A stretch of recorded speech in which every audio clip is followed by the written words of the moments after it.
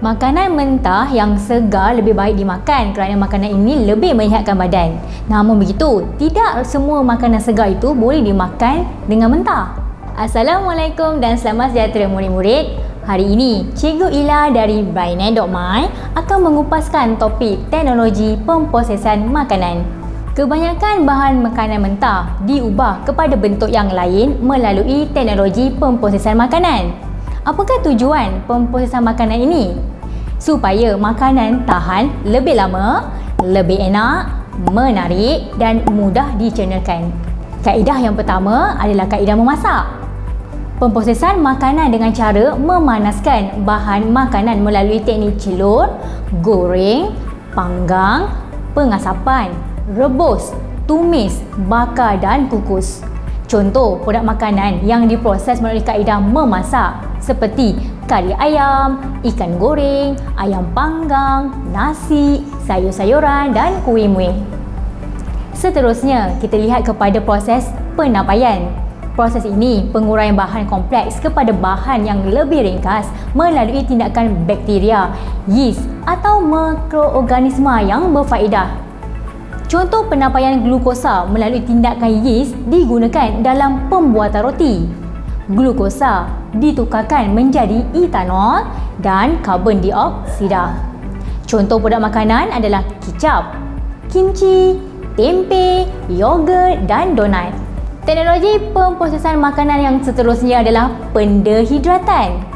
Proses ini melibatkan penyingkiran air daripada bahan makanan. Makanan dikeringkan dengan 4 cara. Yang pertama, menjemur di bawah cahaya matahari. Yang kedua, mengeringkan dengan nyalaan api ataupun asap. Yang ketiga, mengeringkan di dalam ketuhar. Yang keempat, semburan kering. Prinsipnya, mikroorganisma tidak boleh membiak dalam keadaan tanpa air. Tujuan dia untuk menghalang pembiakan mikroorganisma kerana tiada air. Contoh produk makanannya, ikan kering, udang kering, sotong kering dan juga susu tepung. Pempesturan.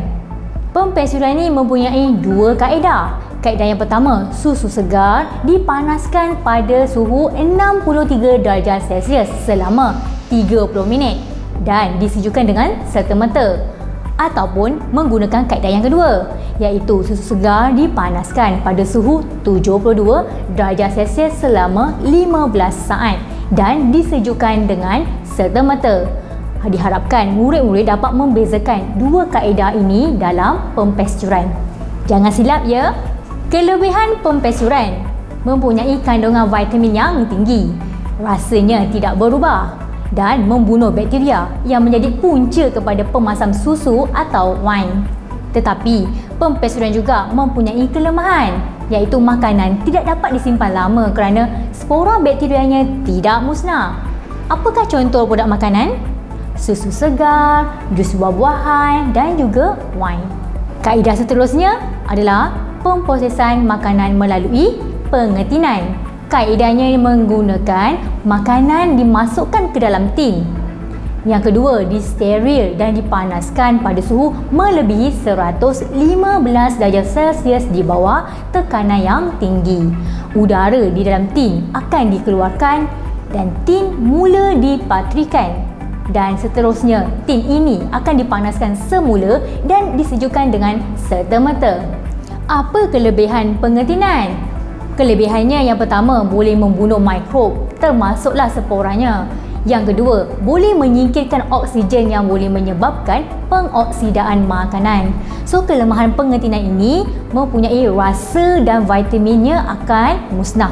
Contoh produk makanan ikan sardin, daging, buah-buahan, kacang dan juga susu pekat ataupun susu cair. Banyak lagi contoh-contoh yang lain dan murid-murid pun dah biasa pergi ke pasar raya kan? Okey, seterusnya kita lihat kepada kaedah penyejuk bekuan. Dalam kaedah ini, makanan disimpan dalam peti sejuk pada suhu 0 darjah Celsius atau lebih rendah supaya makanan dapat tahan lebih lama. Pada suhu yang lebih kurang negatif 18 darjah Celsius, tindakan enzim akan terhenti dan pertumbuhan juga pembiakan mikroorganisma akan terencat. Apakah kelebihan penyejuk bekuan? makanan dapat disimpan dengan lebih lama dan dapat mengekalkan rasa dan kandungan nutrien. Kelemahannya, mikroorganisma masih hidup, tidak aktif dan dia akan membiak semula apabila suhu sesuai. Contoh produk makanan daripada penyejuk bekuan adalah makanan laut, daging, ayam dan juga ikan. Okey, kaedah seterusnya, pendinginan. Kaedah ini makanan disimpan dalam peti sejuk antara suhu 0 darjah Celsius sehingga 5 darjah Celsius. Kelebihannya, makanan dapat disimpan lebih lama tetapi tidak boleh lebih daripada masa yang telah ditetapkan. Dia akan mula membusuk. Dan yang kedua, boleh mengekalkan rasa dan juga kandungan nutrien. Kelemahan pendinginan ini, mikroorganisma masih lagi hidup iaitu tidak aktif dan akan membiak semula apabila suhunya sesuai.